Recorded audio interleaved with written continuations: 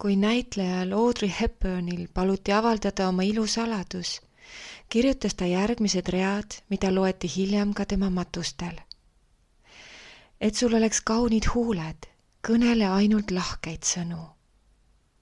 Et sul oleks armastav pilk, näe inimestes nende ilu. Et sul oleks sale keha, jaga oma toitu näljastega. Kaunite juuste jaoks luba oma lastel neid korra päevas silitada.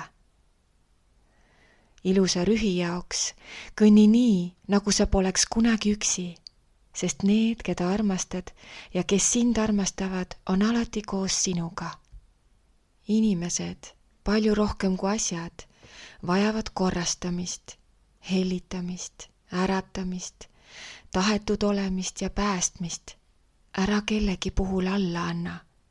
Pea meeles, et kui vajad elus abikäsi, siis need on sinu mõlema õla küljes. Kui saad vanaks, mõistad, miks sulle on antud 2 kätt. Üks on enda aitamiseks ja teine, et aidata teisi. Naise ilu ei seisne riietes, mida ta kannab, tema näolapis või selles, kuidas ta juukseid soengusse seab.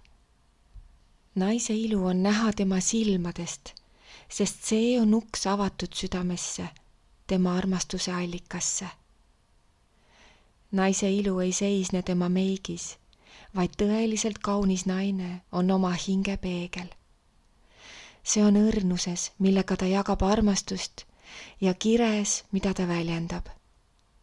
Naise ilu kasvab aastatega üha suuremaks.